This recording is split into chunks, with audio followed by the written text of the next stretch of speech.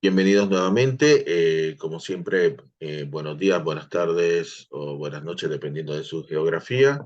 Estamos nuevamente en otro webinario que organiza 5G Américas para cumplir con nuestra misión de promover la educación y el conocimiento sobre el tema de las telecomunicaciones.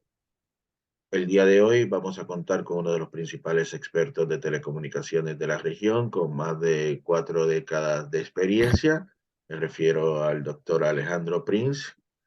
Y como siempre, quisiera recordarles que lo que se diga en este webinario por parte del ponente no necesariamente refleja las opiniones o las creencias de 5G Américas. Sin más preámbulos, le damos la palabra a nuestro ponente, el doctor Prince. Gracias, José. La aclaración que hace José siempre en todas sus charlas, en el caso mío es más que necesaria, ¿no? Porque suelo decir cosas que a veces son un poquito políticamente incorrectas según cómo se mire las ideas del sector. Por ejemplo, hoy mi charla hacia la Web 3. Y mi planteo de la charla, ahora vamos a ver la Web 1, la Web 2, la Web 3 y a dónde vamos hacia la Web 3, si es que vamos, que tengo una mirada crítica, tal vez porque eso que dijo él del señor de las 4 décadas, que ya son bastante más de 4 décadas, tengo una mirada crítica del sector. O sea, el sector o la tecnología me ha hecho promesas desde 1980, desde 1970, desde 1990, con Internet y con las PCs y con los celulares. La tecnología me ha hecho promesas, algunas me las ha cumplido a mí y a todos ustedes y a los demás. Estoy muy contento y sigo siendo un optimista, pero un optimista crítico de la tecnología. Sigo siendo un apóstol, sigo promoviendo y participando de actividades que tienen que ver con creer que es bueno que haya tecnología, tecnología de información, que la tecnología de información es buena por el apellido información, ¿no? No tanto por tecnología. Acuérdense, yo soy un economista y politólogo, así que me gusta mucho más el lado de información que el lado de tecnología. Valoro la tecnología de información como las herramientas, el conjunto de herramientas, de instrumentos, de aplicaciones, metodologías, que nos permite hacer una de las cosas más maravillosas que hace la humanidad desde que tiene tecnología de la información. Y la humanidad tiene tecnología de la información por lo menos desde que tenemos lenguaje. ¿Y cuándo empezó el lenguaje? Hasta hace poco no se sabía mucho, pero ahora los paleoantropólogos y no sé qué biólogo antropólogo, por la forma de nuestros antepasados, los australopithecus, los pithecanthropus, Homo erectus, y qué sé yo, por las formas de los huesos y lo que deducen de las formas de la laringe, etcétera, etcétera, por temas evolutivos, por analogías comparativas con nuestros parientes cercanos, los simios, pueden deducir cuándo empezamos a tener la capacidad de producir y articular sonidos, ¿no? Pero estamos hablando de una gran discusión, estamos hablando de decenas de miles de años, estamos hablando de algún lugar que se pierde en el tiempo. Ahora, ¿cuál es la otra gran revolución, la que no tenemos duda porque tenemos pruebas físicas de ella? ¿Cuál fue la segunda gran revolución de tecnología de la información en la historia de la civilización humana? Claramente la que divide la historia de la prehistoria, o mejor dicho, la prehistoria de la historia. Claramente la escritura. Claramente algo que tenemos pruebas escritas, grabadas, pintadas, pirograbadas, talladas en la piedra, talladas a punzón. Tenemos claramente pruebas de que hace 2500, 3000 años, la humanidad, tanto en la fértil creciente del Tigris y el Éufrates, ahí en lo que hoy vendría a ser Irak, Irán, y que llamábamos la Mesopotamia, y algunos recordarán acadios, sumerios, asirios, babilonios, persas, neobabilonios, etc., elamitas, urritas, etc. Ahí tenemos constancias, pruebas escritas del nacimiento de la escritura en ese formato rúnico, esos caracteres rúnicos, ¿no? Con un punzoncito en el barro se iban escribiendo signos casi todos compuestos de pequeñas V, ¿no? De la incisión que deja un punzón en la arcilla. Arcilla que se cocinaba, arcilla que se hacía en círculos, perdón, en tubitos, entonces eso permitía, estos rollitos de arcilla, permitían ponerle tinta y pasarlos con un palito en el centro, girarlos, e incluso haber generado la primera fotocopiadora del mundo, porque una vez que tallabas en un cilindro redondo un texto, la carta del rey o una declaración de la princesa o un pedido de impuestos o un contrato de alquiler de un carro de heno, lo que fuera, uno los ve, estos puede ver estos textos en el Museo del Louvre y en otros museos del mundo, eh, podías volver a ponerle tinta y volver a pasarlo por arriba de una tela, de un pergamino, de un cuero, de un papel. Todavía el papel no estaba inventado como hoy, pero bueno, sobre algún soporte vos podías impresionar con tinta ese texto y usarlo varias veces, ¿no es cierto? Por el otro lado, en el Nilo, en el delta del Nilo, otra cultura, la egipcia, también tenemos pruebas que bastante más complejo, ¿no? Los jeroglíficos, más de 5.000 caracteres mínimos en cada uno de los periodos más antiguos o medios o tardíos de lo que llamamos escritura jeroglífica, aparece la escritura de información. ¿Y por qué es importante la aparición de la escritura? Bueno, porque otra vez, cada revolución de la tecnología de información, el lenguaje y la escritura claramente, nos permiten romper barreras físicas del tiempo y el espacio. Dicho así, parece que estoy iniciando una película de Star Trek o La Dimensión Desconocida o un capítulo ¿no? de Mulder y Scully, Expedientes X. No, no, romper la barrera del tiempo y el espacio, quiero decir, vamos a saltar del lenguaje a la escritura, que cuando lo único que teníamos era lenguaje, yo tenía que estar parado frente a José en el mismo espacio, a pocos metros, y mirándonos cara a cara y hablar fuerte para que él me escuchara, para que él me entendiera, si es que hablábamos el mismo dialecto, el mismo idioma. Teníamos que estar físicamente en el mismo lugar y teníamos que estar en tiempo, en el mismo momento. No valía que yo hablara y él pasara 3 días después a ver lo que dije. No, no, porque mi palabra no quedaba flotando en el aire. Todavía no habíamos inventado el gramófono, ni el grabador, ni Spotify. No había posibilidades de eso. El lenguaje limitaba la comunicación humana a una comunicación acotada en tiempo-espacio, aquí y ahora, aquí y ahora. Por supuesto, conocemos la historia, Homero, ¿no? Todas esas historias vinculadas al nacimiento de la escritura que nos remiten a cómo eran los finales de la era del lenguaje nomás, ¿no? Se supone que había bardos, habladores, poetas, charlatanes, periodistas, no sé, gente que tenía capacidad de memorizar y que le gustaba contar historias y que andaba por los pueblos contando historias. En el medioevo eran los juglares, hay un maravilloso libro de Vargas Llosa, El Hablador, que cuenta la historia de un indio, de una especie de chamán que viaja por el Amazonas yendo de tribu en tribu, compartiendo historias y cultura, unificando una cultura y una historia, porque este hombre conoce todas las míticas, todas las cosmovisiones, todas las leyendas, entonces une un montón de pueblitos que viven de a 50 a 60 personas en distintos recodos del río Amazonas. Este personaje, que no es el rey y tampoco es el médico brujo, es el contador de historias, es el hablador, como se llama el libro, va unificando esas razas, esos grupos étnicos, a través de sus historias, pero con el lenguaje. Se supone que en Grecia, en la época de Troya, había gente que escribía versos y que hacía canciones sobre las peleas de Aquiles y las de Héctor y la historia de Eneas, y se supone que allá Homero, muchísimos, cientos de años después de la guerra de Troya, recoge de oídas estas historias con una ventaja. Cuando Sócrates, 700-800 a.C., empieza a compilar estas historias oídas y habladas, él ya tiene el lineal A y B, él ya tiene el alfabeto griego, el protoalfabeto griego, las primeras borradores de alfabeto griego.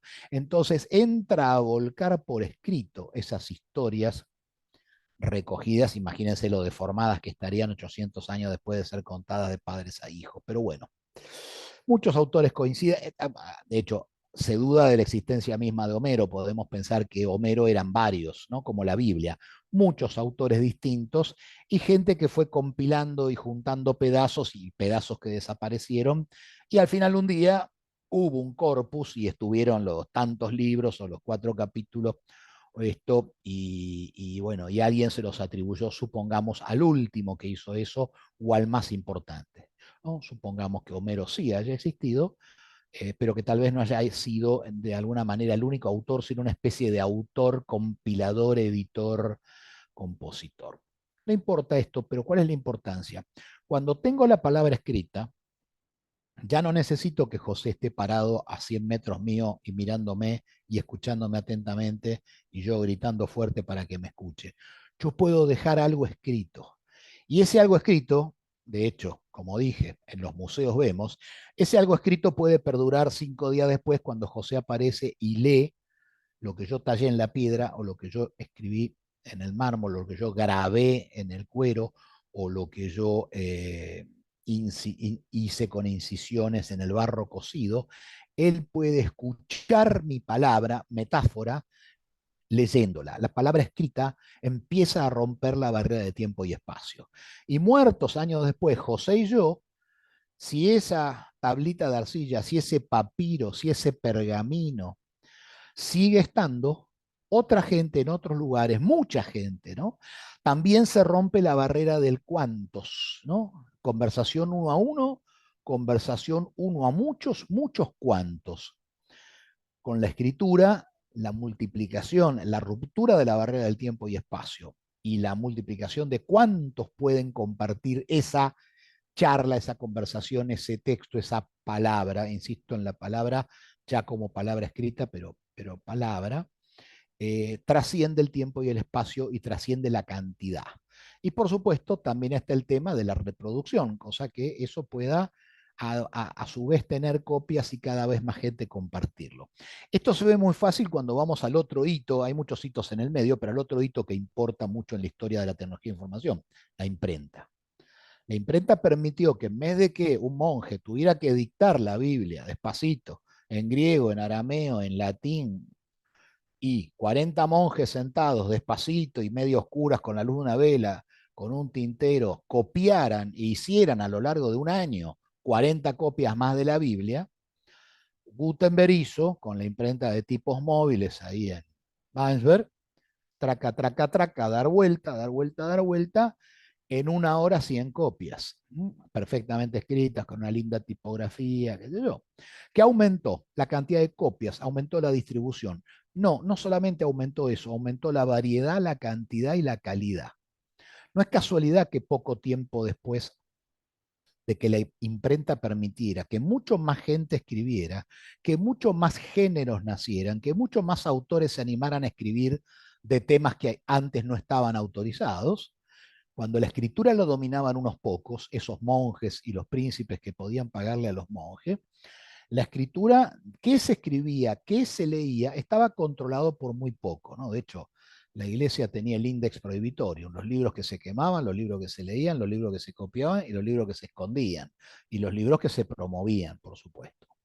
Bueno, con la imprenta, esto se le va de las manos a la iglesia, a la iglesia en aquel momento cristiana, unificada, y se le va de las manos a los príncipes. Cada vez más gente tiene capacidad de leer y escribir, más gente aprende a leer y escribir porque ahora tiene sentido, porque no solamente tienen la Biblia en arameo para leer, ahora tienen una Biblia escrita en alemán, y yo hablo alemán, y el otro habla francés, el francés primitivo o el español antiguo, y también tiene sentido que un Cervantes o que un Shakespeare, que hace poco recordamos que murieron el mismo día, hace pocos días, el aniversario, el día del libro, la muerte de Cervantes, el autor del Quijote, y la muerte de Shakespeare, el autor de novelas ejemplares, por nombrar una, Hamlet, Enrique III y todas esas historias un poco más terribles, menos divertidas que las de...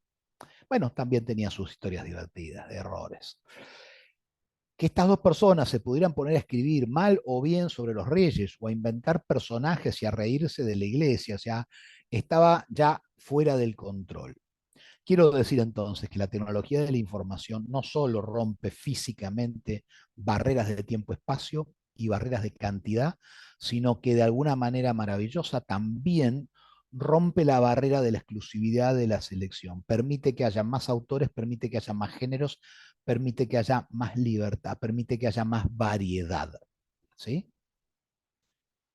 Y esto, toda esta historia antigua que estoy haciendo, piénsenla hoy cuando alguien discute lo que puede hacer ChatGPT o lo que está haciendo otras aplicaciones de inteligencia artificial o lo que pasa con la libertad y el desorden de que cualquiera escribe cualquier cosa en las redes y la pérdida del control del discurso único o del discurso autocrático. Esto, lo que estamos viviendo hoy de la discusión de los gobiernos, de los legisladores, de los reguladores, incluso de algunos pensadores y científicos que quieren controlar Internet o que quieren controlar los avances o las investigaciones de inteligencia artificial porque se nos escapan de las manos, porque pueden ser peligrosas, porque no son peligrosas en sí mismos, pero puede ser que alguien malo las use para cosas peligrosas, porque estamos transgrediendo los límites morales de lo que Dios nos pidió, algunos, porque esto puede ser peligroso para la ley, porque esto puede.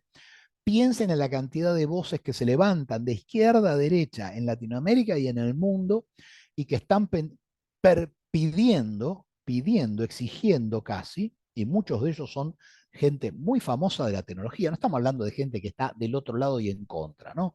Bill Gates, Stephen Hawking antes de morir.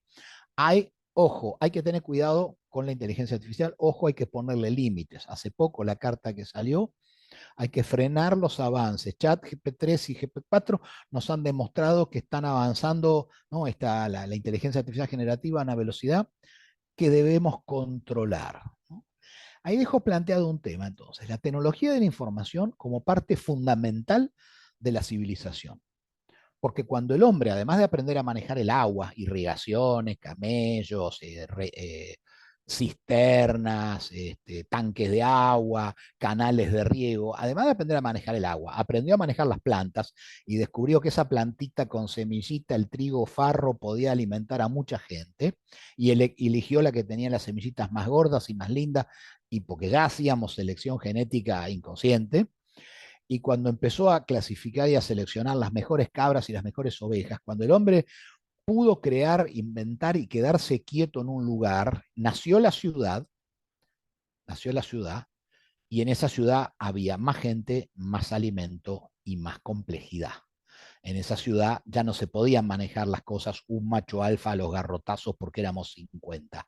Éramos de repente 100.000, 1.000.000 en la Babilonia, en la Jerusalén, en la Jericó, en la Samarcanda, en la Tenochtitlán, de las primeras civilizaciones, en esas ciudades había 100.000 personas o más.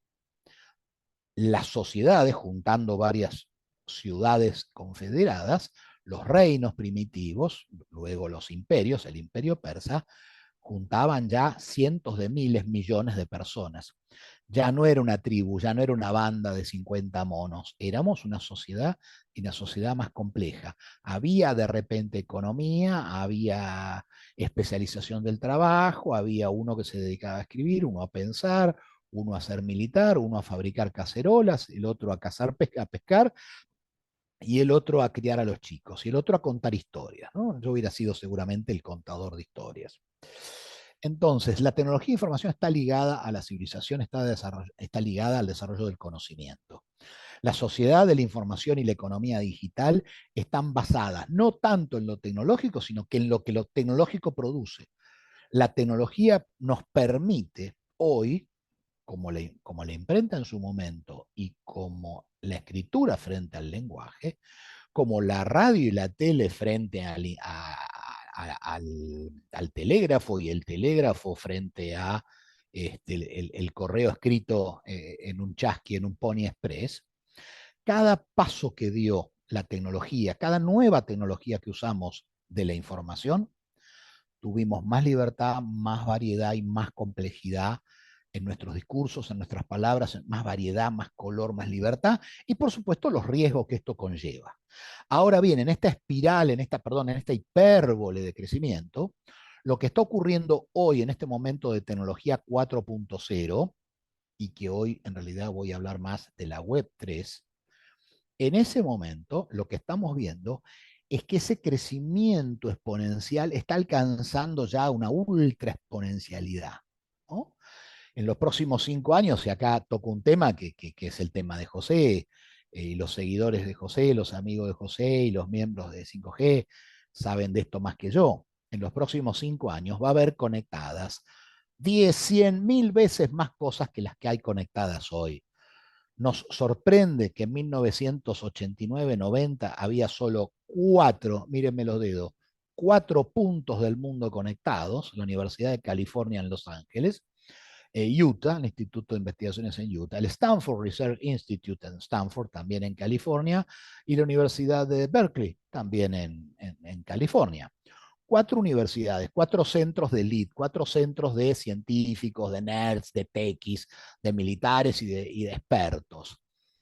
Esos cuatro puntos se conectaban en 1990. Hoy en Argentina, si entran a un sitio que yo quiero mucho, que nació en Colombia, hoy es .com, pero antes era .co, se llama Internet World Stats, van a ver que en este momento, en este minuto, es un sitio que actualiza bastante rápido la cantidad de gente que tiene celular, la gente que usa internet, la gente, etcétera, un par de estadísticas. Si querés mucha información y detallada, te venden un reporte, pero si querés hay mucha información y buena, gratuita, y lo segundo importante, además de ser gratuita, la información de Internet World es muy bien actualizada, suelen tener 6 meses como mucho de viejo los datos.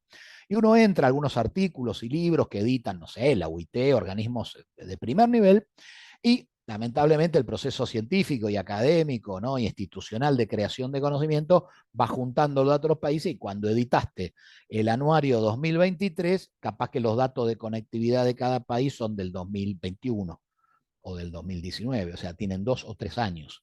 Y en una tecnología que crece exponencialmente, 2 o 3 años es mucho. En Internet World Stats van a ver que hoy hay conectados en el mundo 68% de la población mundial. Esto quiere decir 5.600 millones de seres humanos están conectados.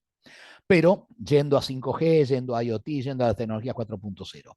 Personas como yo, que no soy ni el más joven, ni el más nerd, ni el más techie, insisto, soy politólogo y economista, no ingeniero, tengo la notebook que estoy usando ahora con ustedes, tengo la PC de escritorio que está ahí, la otra que está allá, la que está en casa. En casa hay otra netbook, dos netbooks, perdón, o sea, tres, más tres de escritorio y tres portátiles. Y por supuesto tengo un celular en uso y un par de celulares en un cajón. O sea, siendo un inmigrante digital, no siendo un nativo digital, tengo 6 o 7 dispositivos. Tengo conexión en casa, que la pago, tengo conexión acá en esta que es mi oficina y la pago, y tengo conexión Wi-Fi en un montón de bares y lugares donde voy, y tuve un roaming que anduvo muy bien y no demasiado caro ya ahora en un largo viaje por Europa. Y tengo direcciones de mail de Hotmail, y tengo dirección de mail de Gmail, y tengo, por supuesto, una dirección de mail de la Universidad Tecnológica Nacional, donde doy clase, y de la Universidad de San Andrés, donde doy clase, y de la Universidad de San Martín, donde doy clase, y de otras 10 universidades donde doy clase, y alguna otra dirección más por ahí tengo. ¿Sí? Y tengo códigos y claves en la página de IPF, y en la página del Automóvil Club, y en la página de uno de mis 7 bancos. Pucha, estamos hiper ultra conectados, todos usamos permanentemente, ahora casi 20, 30, 40 aplicaciones, permanentemente, a diario usamos ya no dos o tres, el teléfono y el mail, sino 20, 30, 40, miramos el clima, no nos dimos cuenta, miramos un mapa, vimos una aplicación de que dónde tomar el taxi, me bajé el documento para esto, mostré la entrada del cine, estoy usando el Gmail, por supuesto, y estoy usando el teléfono y el reloj. Estamos usando 20, 40, 50 aplicaciones, estamos usando 6 o 7 dispositivos, estamos usando varias conexiones.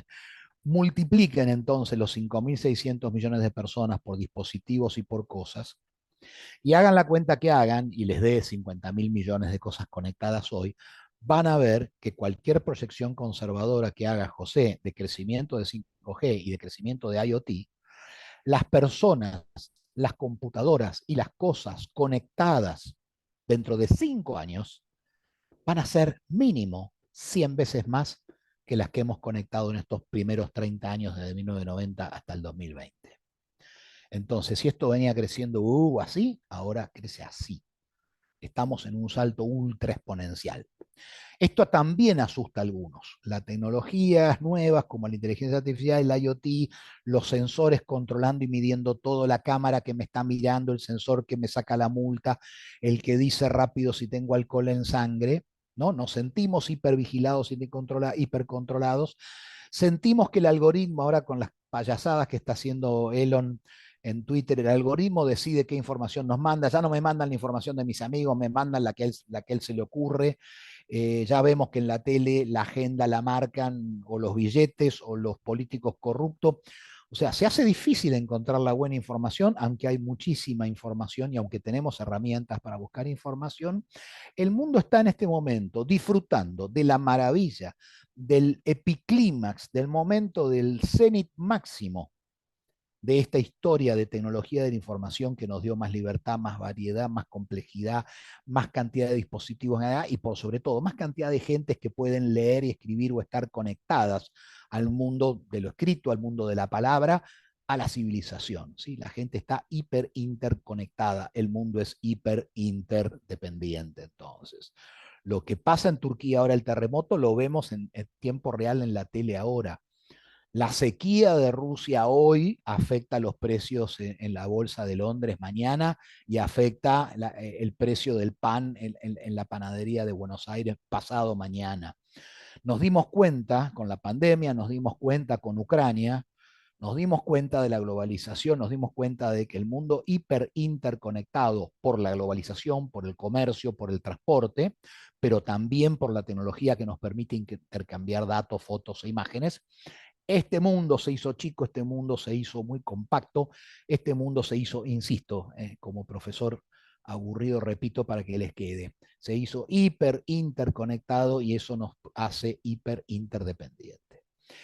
Y la velocidad que esto ocurre y que promete que esto va a acelerarse, y si teníamos miedo que se nos escapara de las manos ayer, hoy hay gente con miedo de que esto se escape de las manos. ¿Por qué? Porque los últimos avances, los avances en genética, la tecnología CRISPR, para cortar un cromosoma humano y separarlo y mejorarlo o empeorarlo o crear gente distinta, ¿no?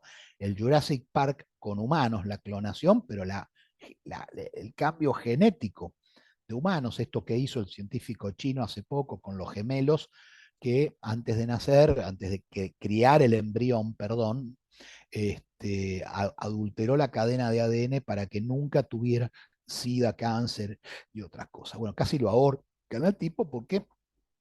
¿Por qué? Porque por supuesto muchos países dicen esto es muy peligroso, no cualquiera puede estar manipulando genéticamente la raza humana o cualquier especie de animal o algo. Y ahora ocurre eso con el chat GPT-3, o sea, la inteligencia artificial venía despacito, despacito, el machine learning, bueno, medio estúpido, lo programamos, hace lo mismo que le decimos que hagamos, en el fondo es como un esclavo robot, hace más rápido lo que nosotros le decimos que haga. Ahora nos damos cuenta que hace cosas sin que se las pidamos, ¿no? Porque la inteligencia artificial generativa tiene esa ventaja o desventaja, tiene esa característica generativa, ¿no? Aprende y empieza a hacer cosas sola. Y la inteligencia artificial general y profunda, la que se viene ya probablemente inmediatamente después de este punto de presingularidad que representa el chat GP3, el deep learning y más allá, claramente es algo que va a ser difícil. Va a ser una caja negra no solamente para el ciudadano común, para el usuario común, es hoy una caja negra para la mayoría de los políticos funcionarios del mundo, incluso para muchos empresarios y para muchísimos científicos de ciencias que no tienen que ver con la programación o con la computación o con esto. O sea, para un señor que estudió historia o botánica, esto empieza a ser, el mundo empieza a estar controlado por algoritmos en una caja negra, ¿no? Entonces, esto da miedo. Y entonces, toda esta historia que hice antes, que creo que desemboca en que vamos a ver una oleada regulatoria en los próximos años. Lamentablemente, creo que va a ser que la mayoría de nuestros legisladores o asesores no tienen la más remota idea de cómo legislar algo que no sabemos ni qué es ni qué va a ser dentro de 3 días, porque evoluciona y crece a gran velocidad. Entonces vamos a regular mal, probablemente, tendremos que hacer nuestro ciclo de aprendizaje de regular, veremos si el ciclo de aprender a regular la tecnología toma la velocidad necesaria como para correrle el tranco al avance de la tecnología, que ya sabemos que va más rápido que nuestro legislador, eso seguro. Y entonces vamos ahora sí al tema de nuestra charla, la web 3. Mientras gente como yo han confundido a sus alumnos y a sus lectores y a sus amigos como José, dando charlas y hablando del 1, del 3 y del 0. Rifkin habla de que la revolución, de la economía digital es la fase 3 de la revolución industrial. Carlota Pérez divide en 3 fases a la economía de la información y en realidad dice que son la fase 4 de la economía industrial. Otros creemos que es una revolución independiente. ¿No? Klaus Schwab habla del 4.0. Eh, Tim O'Reilly a las tecnologías les puso 1.0, 2.0, 3.0. Mientras tiramos números a lo locos y confundimos, hoy nos encontramos con que estamos viviendo el auge de una generación de tecnología que es la 4.0, en la cual yo pongo y me anoto acá, sin dudas a 5G como una de las más importantes, y no porque esté José acá, sino porque José sabe que yo sigo la paradoja de la reina roja, ¿no? Que es un planteo de los biólogos, por supuesto inspirado en Alicia en el País de la Maravilla. Yo creo que ninguna tecnología se desarrolla ni se puede desarrollar sola. Toda tecnología necesita el desarrollo de su propio ecosistema y gran parte del propio ecosistema de una tecnología son otras tecnologías.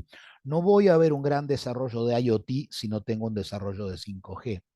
No voy a ver probablemente el salto de la inteligencia artificial de hoy a la inteligencia artificial general y profunda si no tengo ayuda de quantum computing, o sea, si no tengo hardware más poderoso para procesar volúmenes de información. O sea, puedo tener big data si tengo muchos datos y mucho volumen de datos, pero si tengo también una generación de herramientas de analytics que me permita procesar. Pero también sí logro que otra parte de la ciencia informática me permita almacenar ya no petas ni tetas, sino eta, zeta, zeta, millonésimas de tetabytes y de terabytes. Necesito cambios y mejoras en almacenamiento, ¿no? Que las ha habido. Siempre digo en mis clases, en almacenamiento hemos avanzado más que en respecto al poder de los procesadores. Si hay una ley de Moore, que la hay una ley de Horn que dice así como lo contaba Vinton Cerf, el creador, uno de los creadores o padres de la Internet. Vino a la Argentina de una charla, tuve la suerte de estar invitado, y Vinton Cerf sacó un pendrive, como el que yo tengo acá ahora, sacó el pendrive y dijo, acá tengo 32 gigas de información y esto me costó $100. 32 gigas, $100.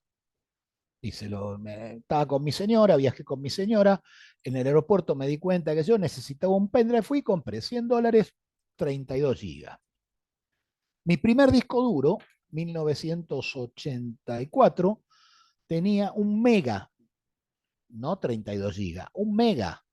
Pesaba 5 kilos, era así de grande, era un disco SCSI Winchester que entraba en las PC con los procesadores 82, 86, 386, en una computadora que no tenía placa de VGA, que no tenía mouse, que no tenía WYSIWYG, que el monitor era monocromático, ¿no? En ese mundo, 1982-83, una PC de 64K costaba $4.500, un disco duro costaba también $4.500, de un mega.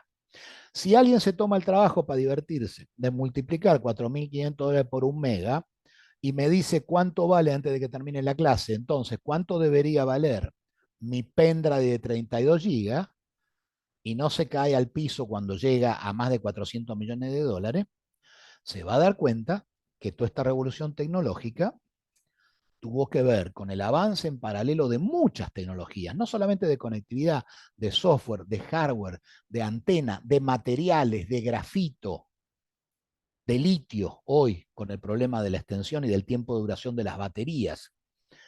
Materiales, herramientas, tecnologías, metodologías, nada, ni 5G, ni IoT, ni inteligencia artificial van a avanzar si no hay un avance, no paralelo, pero un avance coherente de todo el ecosistema, de todo el conjunto de tecnologías alrededor de esto. que estamos hablando, ¿sí?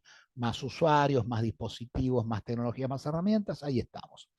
Ahora, ¿cuál es la historia en medio de esta lucha, de este desarrollo cuantitativo monstruoso, de lo que nos promete la inteligencia artificial de cambios a corto plazo, de los que nos promete 5G en capacidad de conectar con menos latencia, con más velocidad, todo el IoT que querramos y lo fijo y lo móvil y no distinguir y tener un mundo hiper, ultra reconectado, ultra independiente?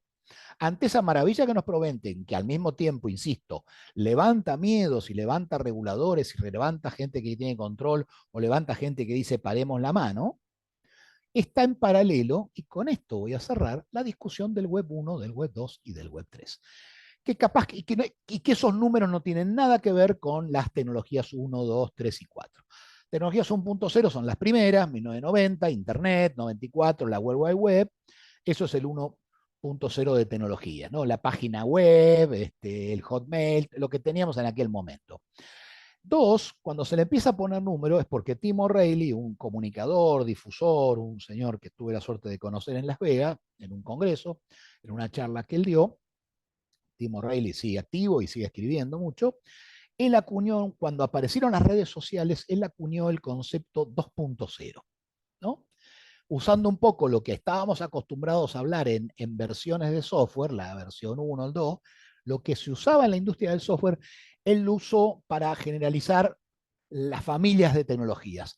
Y dijo, bueno, ahora en la época de las redes estamos en el 2.0. Algunos hacíamos el chiste, claro, dos porque hacen falta dos en la red. Uno que habla, uno que escuche, digamos, no haces una red con uno solo. Era el chiste pavo, ¿no?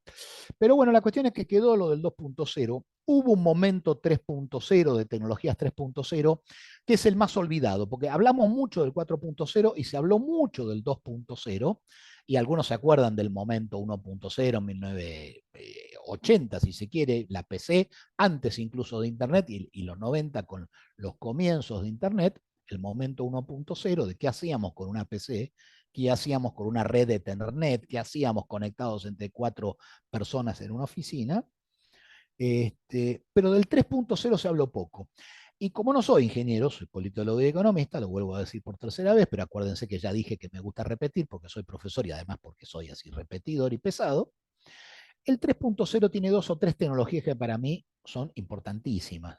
Así como redes es la característica y la movilidad del momento 2.0, el momento 3.0 tiene la geolocalización y las interfaces touchscreen como ventajas.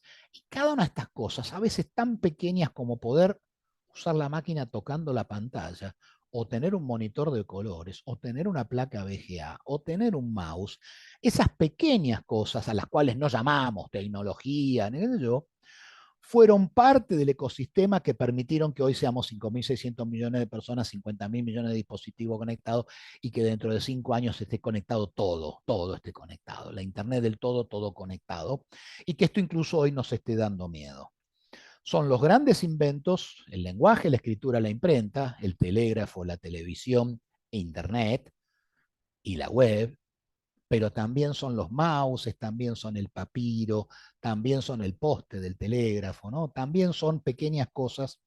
Cada una de esas cosas produjo donde estamos. Ahora bien, olvidándonos entonces de la... Y en el 4.0, como dijimos, 5G, IoT, inteligencia artificial, Big Data, 3D, impresión 3D, Computer Vision, si se quiere. Y dentro de poco, en el 5.0, y claramente yo diría que en el 4.5 ya estamos hablando de metaverso todos los días, ya estamos hablando de computer vision y de realidad mixta, realidad compleja, no solamente realidad virtual o aumentada. Ya estamos sabiendo que hay 20 o 30 empresas que están manejando computadoras cuánticas poderosísimas, y ya estamos viendo que la inteligencia artificial está cruzando los bordes de la pava a la general, a la profunda, ¿no es cierto? Entonces, tal vez estemos al borde del 4.5 en tecnología. Pero vamos a cerrar esto de vuelta, que el tema que vamos a tocar va a cerrar con toda esta otra historia en paralelo que hice del 1, del 2, el 3 y el 4. Ahora es la historia de la web 1, 2 y 3. La web 1, la web que soñó Vinton Cerf cuando en 1990 junto a un grupo de amigos lanzaron y empezaron con Internet. La web la World Wide Web que soñó Tim Berners-Lee en el 93-94, cuando dejó libre y regaló al mundo la World Wide Web, este señor que hoy es Sir Tim Berners-Lee, que está pensando en términos de Web3, él es uno de los que está pensando en términos de Web3, así que si quieren saber algo de Web3, vayan al papá, al tío abuelo de la Web3, que es Tim Berners-Lee, y él también está pensando en términos de web semántica, que lo dejamos ahí, tema para otro día. Estos muchachos, que no eran ellos solos, también eran un ecosistema de gente y un equipo. Internet no se inventó una mañana, ninguno de estos dos señores inventó una mañana una cosa. Ellos, procesos de años de ellos, pero además equipos de gente, inventos y aportes de cientos, de miles de personas, produjeron que un día pudiéramos decir que entre el 92 y 94 teníamos Internet y teníamos la web. ¿Qué era la web 1 filosóficamente en la cabecita de Vinton Cerf y Tim Berners-Lee? Era, y siempre digo esta pavada en inglés, era free. Pero free en, en las dos traducciones posibles inmediatas que en inglés tiene.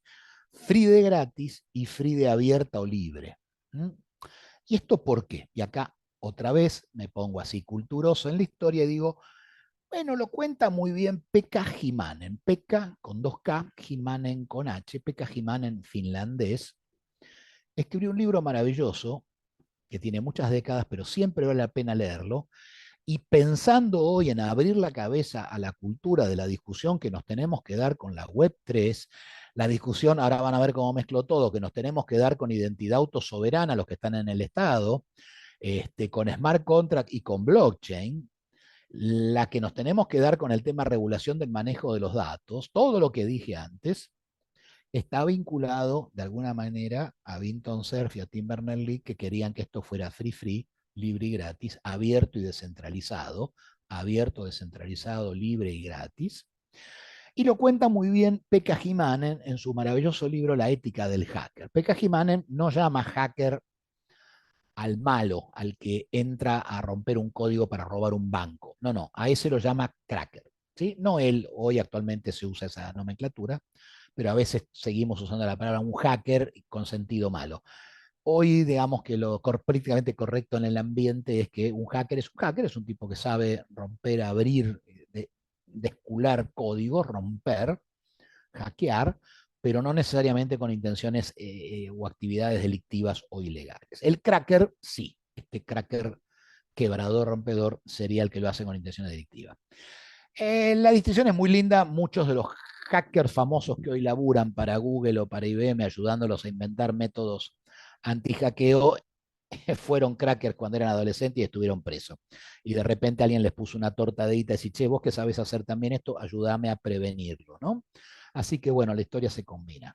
Pekka Jimán en la ética del hacker nos cuenta que la filosofía, las dos corrientes de pensamiento que abrevaron en el caldo de cultivo donde nació allá en California Internet, como dijimos en esos 4 puntos, era, sacando los mormones de Utah, eran fundamentalmente los hippies de Berkeley, los hippies de Stanford, los hippies de California, los hippies de Venice Beach, paz y amor, hermano, loco, porrito, qué sé yo, todo es de todos, no hay propiedad privada, todo es comunitario. Esta idea de lo comunitario, esta idea de compartir del hippie, no la idea de fumar marihuana, ni la idea de andar con camisa de bandúbula, ni la idea de andar cantando en un recital semidesnudo. No, no, la otra parte del corpus ideológico, ¿no? La de todo es de todos, propiedad compartida, comunitario, etcétera. Eso estaba muy fuerte, no solamente en la comunidad hippie, sino en el espíritu de la juventud de la California donde se gestó Internet y la web. Y por el otro lado, la comunidad científica. Ahí sí, los señores de guardapolvo y anteojos de Berkeley, del Stanford Research Institute y de Stanford y de UCLA y del Instituto de Utah. Sí, todos estos muchachos que además laburaban con el ejército, venían de fabricar el proyecto Manhattan, así que la red venía de ARPANET, una forma de comunicar al mundo de tal manera que las Fuerzas Armadas americanas, si caía un misil ruso y se cortaba un cable, se reconfiguraba todo y siempre pudiéramos garantizar que el presidente de los Estados Unidos de Norteamérica, POTUS, pudiera estar conectado a todos y cada uno de sus soldados, de sus misiles y de sus ciudadanos. Esto un poco, también eso está en la génesis de qué es ARPANET, DARPANET, los proyectos fundados. Pero esta cosa, ¿no? Con esta intención de mantener, como las autopistas de Estados Unidos, hacia lo largo y lo ancho, una movilidad física en la época de los blindados, Internet en la época donde las comunicaciones topan preponderancia nace con esta misma intención, con este mismo diseño, pero estos señores, Tim Berners-Lee, Vinton Cerf y otros, le meten esta gota de compartir información, de abrir y de ser libre. Y lo hacen así. Tim Berners-Lee regala el código y Vinton Cerf también. No le pagamos a ellos por usar Internet, le pagamos al que desplegó el cable, no le pagamos al otro por usar la web, le pagamos al sitio si nos cobra. Pekka Jimanen lo cuenta esto en La ética del hacker. Lindo libro para leer porque nos vuelve a plantear esto del espíritu fundacional y nos vuelve a plantear lo que hoy vamos a terminar de discutir en los próximos minutos de la web 3. Pekka Jimanen, este señor que es muy interesante, escribió muchos libros, pero escribió otro libro que también leí y que también tengo a mano por acá, que se llama El modelo finlandés de Internet. Él es finlandés. El libro lo escribe con Manuel Castells. Manuel Castells es el famoso sociólogo de la Universidad Oberta de Cataluña, el famoso autor de uno de los libros que son las Biblias de la economía digital y de sociedad de conocimiento, la era de la información. Y permítanme un segundo. 1, 2 y 3. No sé si se lee. Estoy poniendo al derecho o al revés. Estoy poniendo al revés. Bueno, esto es la Biblia, por eso la tengo a mano acá. La Biblia de la sociedad de conocimiento es Castells. Para mí Castells, hoy no comparto muchas de sus ideas. De hecho, se metió a funcionario, fue ministro de universidades en España últimamente y no le fue muy bien como funcionario. Lo conozco, hice un par de talleres con él, me cae muy bien, pero es un señor que está un poquito más a la izquierda de mi gusto en su pensamiento respecto de esto. También alguien podría decir con mala, con mala gana de que es fácil estar un poquito más a la izquierda mío. Pero bueno, pero sin duda Manuel Castells en la era de la información, en esos 3 tomos, plasma, no quiero mentir con el año, pero plasma allá en 1999, así como Pekka Jimán plasma el espíritu. Ahí Castell nos explica cómo esto va a modificar la sociedad en red, el poder de la identidad, la productividad, no solamente esto de la información, sino esto de la red, no solamente la tecnología, sino esto de la topología, que es otro de los cambios importantes que introdujo esto. Descentralizado y abierto. A pesar de un montón de cosas, más descentralizado, más abierto y más en red, menos piramidal estamos hoy que hace 30 años. Y eso también asusta a los políticos y a los funcionarios y a algunos otros pensadores y a algunos otros, esto de la pérdida del orden jerárquico, ¿no? Esto de la descentralización y de la apertura, es maravilloso, pero para algunos no tanto y depende cómo, ¿no? Hay muchos colores. Entonces, estos muchachos nace de estos chicos, de los Jimanen, de los Castells, de los Vinton Cerf, nace la web 1.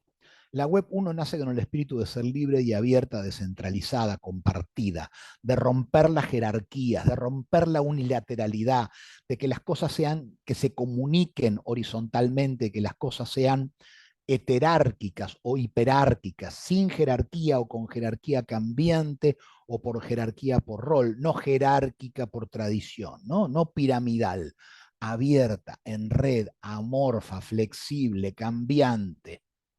Eso le ha pasado a todo, porque eso le ha pasado a las fábricas, a las organizaciones, a los grupos de calidad, eso ha pasado y está pasando con los medios, y eso es parte de la transformación maravillosa que la tecnología de información e Internet han producido en los últimos años, pero insisto, en el tenor, en el color, en el sabor y en la intensidad y en la velocidad que hoy, 2023, abril, 25 de abril, ha alcanzado, 11:59 de la mañana, a mucha gente dice, ¿vos viste lo que pasó en estos 30 años? ¿Vos viste la transformación?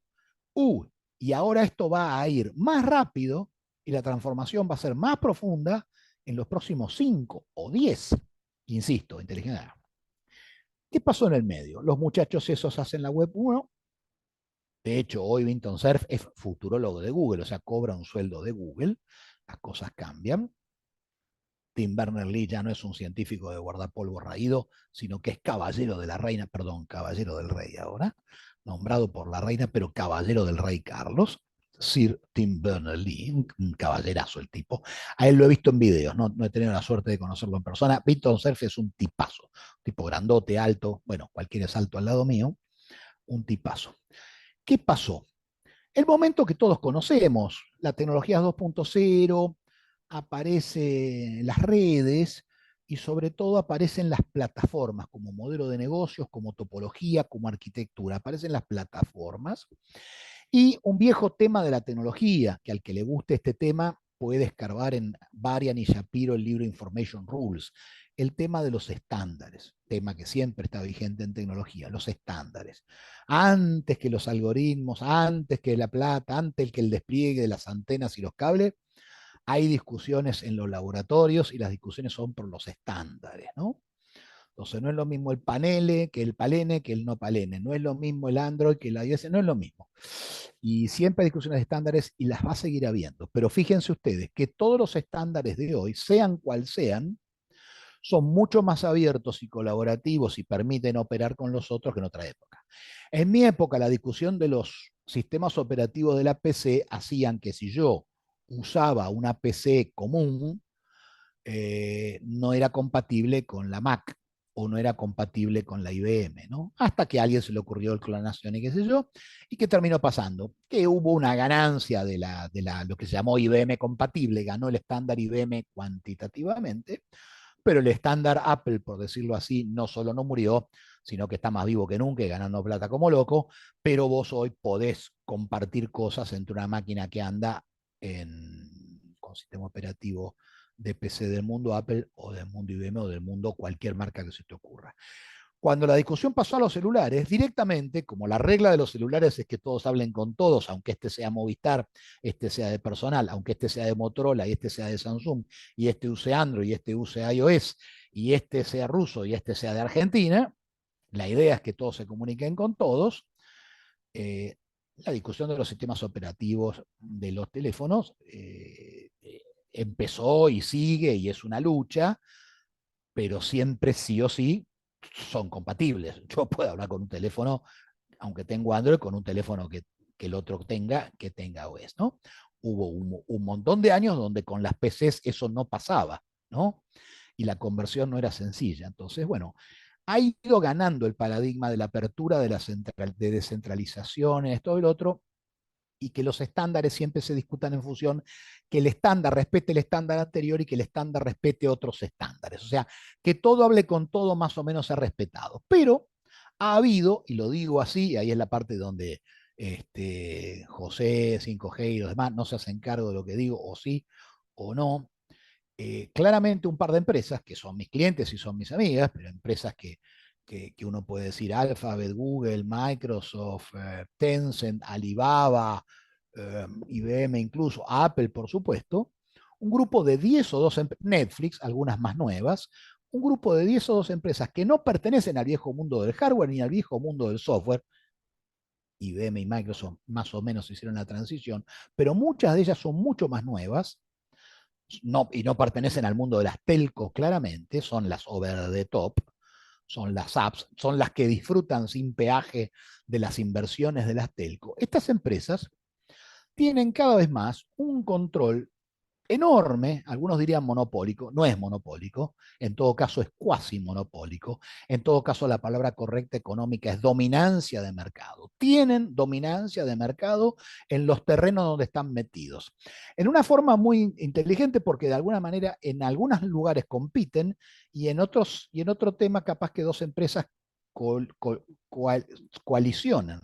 Son colisión por acá y coalición por allá. ¿No? Hay un paper muy lindo con esto, ¿no? Entonces, de repente, ¿quién se lleva el 80% de la plata que se gasta en publicidad digital? Se la llevan dos pibes, Facebook y Google. ¿Quién se lleva, quién gasta o quién consume el 80% del tráfico? Y YouTube y Netflix, ¿no? Todo es 70, 80, 90%. ¿Y quién tiene el 80% del sistema operativo? Y Android. ¿Y quién tiene esto, no? Entonces, esas dominancias de mercado no son monopolios porque nadie ordenó, ningún rey, ninguna princesa, ni Alejandro Prin, ni nadie dijeron, usted me compra Windows, usted me usa Netflix. No, no, cada uno de nosotros decidió. Ellos usaron sus artilugios y sus magias y sus publicidades y alguna que otra práctica, digamos, tal vez cuasi monopólica en algún momento. Por eso hubo tantos juicios y tantas discusiones sobre si separar o partir en pedazos algunas de estas empresas que nombré. O en Europa el modelo distinto, las castigan multa, multa día a día cada vez que se pasan de la raya y usan esta dominancia de mercado para cometer algún exceso o algún abuso en los dos temas que la economía de la competencia regula, que es que vos permitas que haya competencia, que nazca una nueva empresa que compita con vos, y dos, la defensa del consumidor, que al consumidor le des lo mejor, cada vez mejor, a menos precio, y que la competencia exista, combatas, compitas, pero que la dejes existir, no que la aplastes, no que le hagas dumping, no que la revientes, no que la compres y la adquieras para fusionarla y meterla adentro. Prácticas que hemos visto. Entonces, el momento Web 2 fue un momento donde se monetizó y se apropió y se privatizó esa Web 1 de Vinton C. Es el sueño mágico de la web libre, de los hippies fumando porro y los científicos guardapolvo corriendo por los pasillos de Berkeley. De repente eran 14 empresas que le sacan el jugo apropiándose, dándonos a cambio grandes aplicaciones, grandes herramientas y grandes servicios, pero en una discusión que hoy tiene que ver con lo que viene ahora de Web 3.0, pero también tiene que ver con la discusión que mantienen todavía hoy, en Europa se está discutiendo calentito, calentito, si se le cobra o no se le cobra peaje a este tipo de empresas por usar lo que las viejas telco tienen que poner, hacer el pozo, poner el cable y gastar miles, miles, miles, miles de millones de dólares para que Internet ande. Porque está lindo usar Netflix, está lindo ver películas, pero todo eso anda si Telecom o Telefónica o Movilidad pusieron un cable, invirtieron en poner una antena y hay 5G y existe todo eso. O sea, hay varias capas en Internet, lo saben los expertos, y necesitamos que estén todas y casi como en el mundo de la ingeniería civil.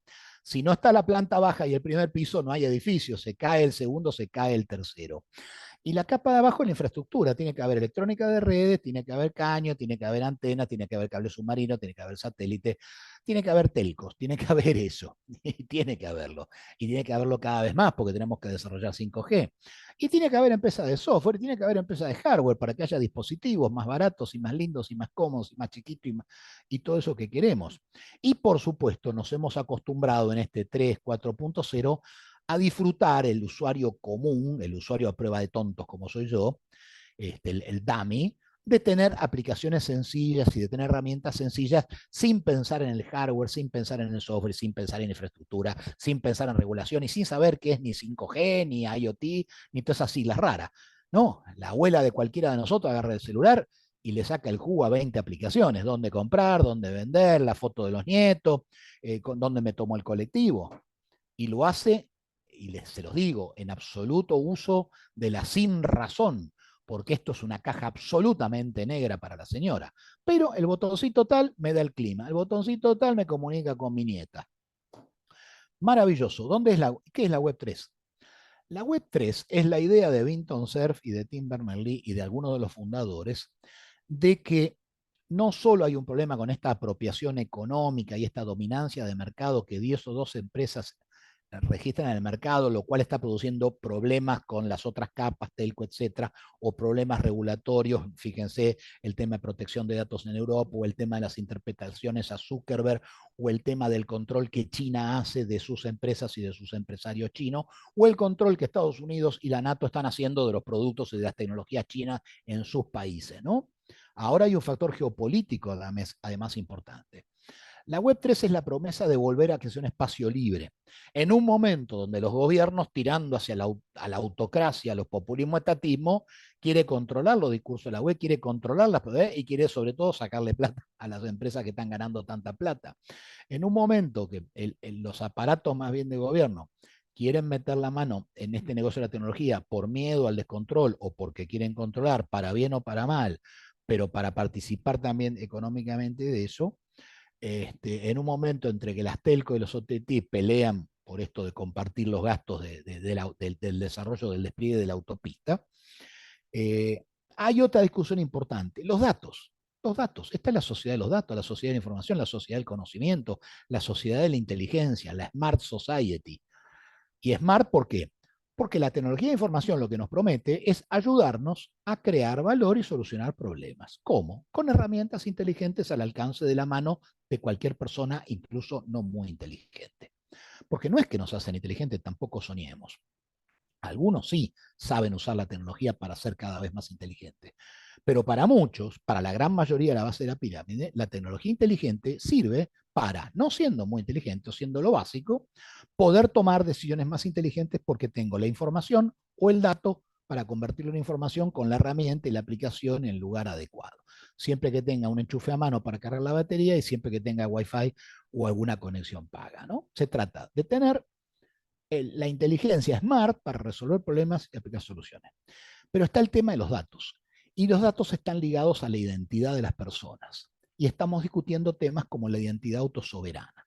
Y lo estamos discutiendo porque una tecnología 4.0, blockchain, nacida de Bitcoin y de las criptomonedas, esa base de datos descentralizada y abierta y relacional, que iba a ser manejada por consenso. Estamos viendo en esta etapa que ni blockchain ni las cripto cumplieron no tanto lo que decían de valor, sino que no cumplieron tampoco lo que decían de gobernanza. Han cometido los mismos o peores errores éticos y estéticos que las empresas del 3, del 4, del 2 y del 1.0 y del menos 4.3. Han sido tan humanos, humanos tan humanos, como decía Nietzsche.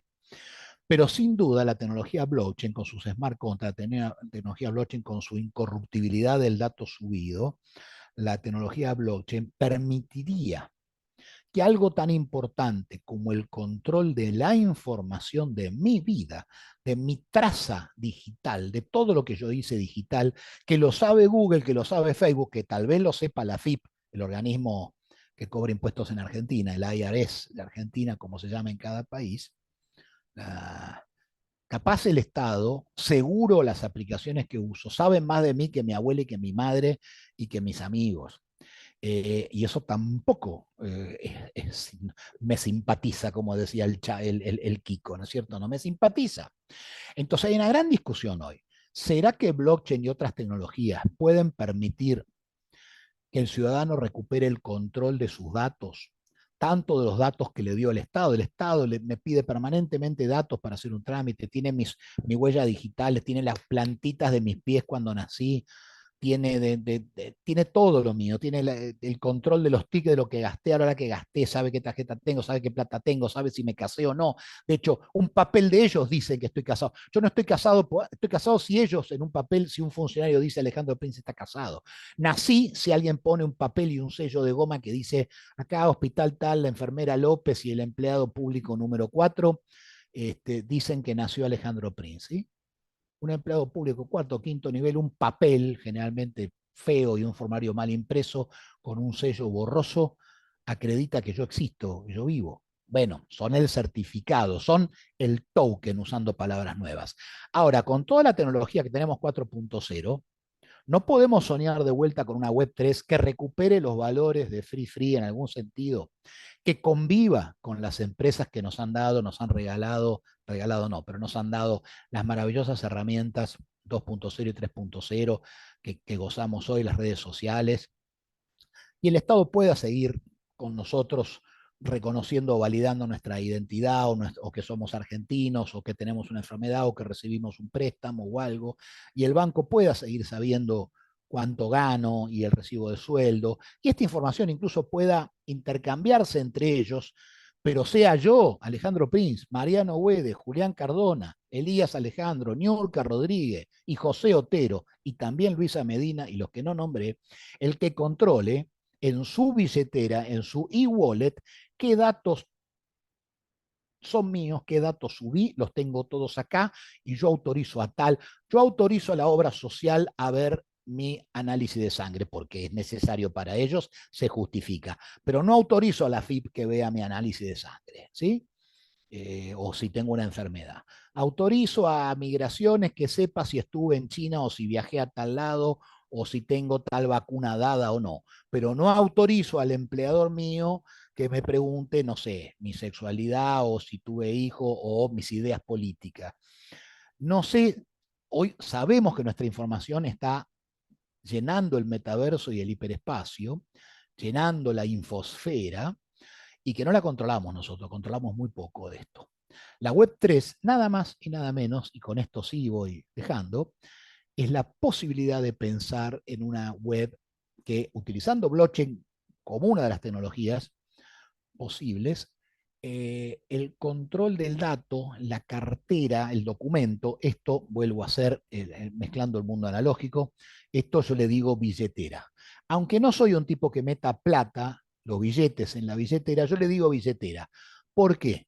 Porque está American Express, está mi licencia de conducir, está la tarjeta que uso para subir al colectivo, está la tarjeta médica, la de OSDE que dice que me puedo atender en tal lado, están las tarjetas de crédito propiamente dicha, hay una que dice que soy profesor de la Facu, hay otra que me da descuento, está mi licencia de conducir y creo que tengo una que es la vacuna.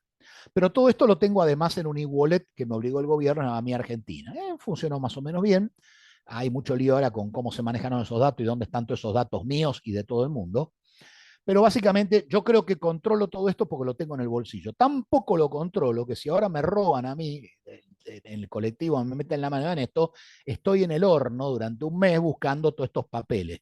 Porque estos papeles, estos plastiquitos de miércoles, estos certificaditos de miércoles en plástico o en papel, son los que dicen que soy lo que soy y que tengo el derecho a hacer lo que hago. O sea, que soy socio de American Express o que puedo pagar tal cosa, que sé yo.